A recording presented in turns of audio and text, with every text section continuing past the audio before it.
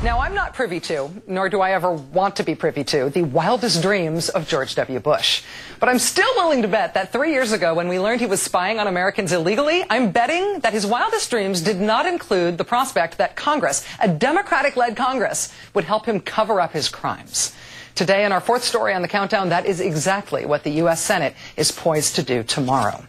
In the Senate today, Democrats put forward 3 amendments to the FISA bill, a bill that would not only succumb to Mr. Bush's desire for greater legalized wiretapping, it would also block civil lawsuits against the telecoms, perhaps the best chance we will ever have to find out the extent of our own government's spying, illegal spying on us. The bill would give telecoms immunity for any illegal wiretapping they did for the Bush administration, as long as that illegal wiretapping was authorized by the Bush administration. It's like letting a getaway car driver off the hook because the bank robber told him that robbing banks was legal. Today, a handful of Democrats pointed out how the bill gives the one-fingered salute to the rule of law. I'm not out to get the telephone companies. I just want us to know who it was in the administration said, go break the law. The American people ought to know who in the White House said, go break the law. Who it was who made the decision that somehow this president stands above the law. And on top of all this, we're considering granting immunity when roughly 70 members of the Senate still have not been briefed on the president's wiretapping program. The vast majority of this body still does not even know what we're being asked to grant immunity for.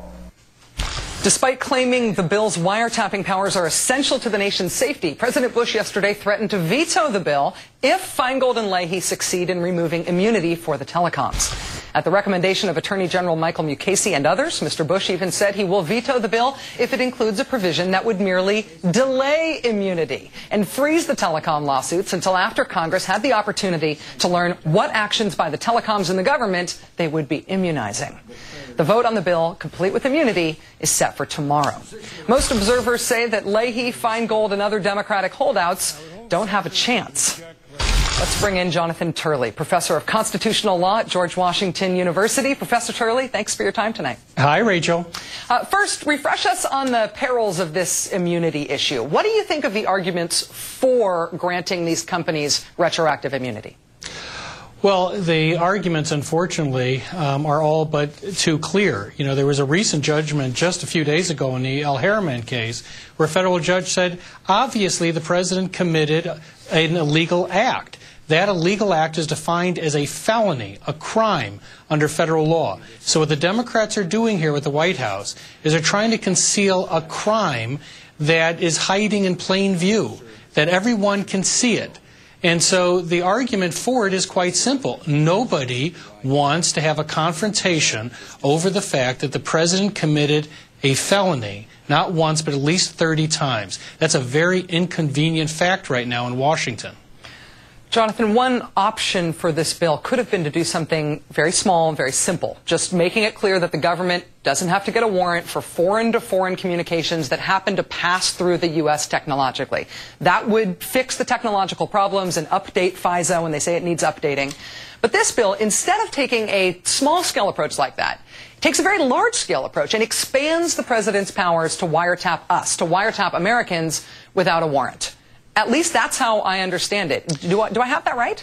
Well, you have it right. I think that the founders would have found this incomprehensible. It expands his power to the point of including what is now defined as a federal crime. And not only that, but the Democrats have learned well from Bush.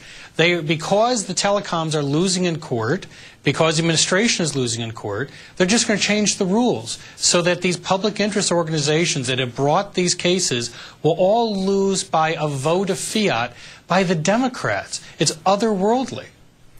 Senator Obama says he does not like this bill, but he says he's supporting it as a compromise. Is this a compromise? Is that the right term for it? Is he right? Yeah, I got to tell you, I am completely astonished by Senator Obama's position and obviously disappointed. You know, all of these senators need to respect us enough not to call it a compromise. It's a cave-in. I mean, if it was a compromise, why aren't civil libertarians supporting it? Is it because we don't like to receive a good deal? Or the civil libertarians are opposed to this. And you know what's terrible? It's like one of those stories where someone is assaulted on the street and 100 witnesses do nothing. And in this case, the Fourth Amendment is going to be eviscerated tomorrow. And 100 people are going to watch it happen because it's just not their problem. And, you know, the only reason it didn't happen today is it was delayed for a funeral. That's how much these people put into the Fourth Amendment. But when you talk about expanding the president's power, it's coming out of the marrow of the Fourth Amendment. It's coming out of the bone. And it's going to hurt. And it's being done for political convenience. There's not an ounce of principle, not an ounce of public interest in this legislation. So at least show us respect of not calling it a compromise. One last question for you. The man in whose chair I am sitting, as well as John Dean, have put forth the idea that Senator Obama should pledge to criminally investigate the telecoms and the administration, even if the companies get civil immunity in this bill when it passes tomorrow. Could that happen? It could happen, but I doubt it will happen. And the fact is that the fix is in. Tomorrow night there's going to be a lot of celebrating among telecom lobbyists that have just poured money into this campaign. And they're going to have a great victory, but it's a Pyrrhic victory for the rest of us. And what we will lose tomorrow is something very precious. It's going to be part of the Fourth Amendment, and that is beyond measure. It's just gut-wrenching, honestly. It's gut-wrenching. Jonathan Turley of George Washington University, thank you. Thanks, Rachel.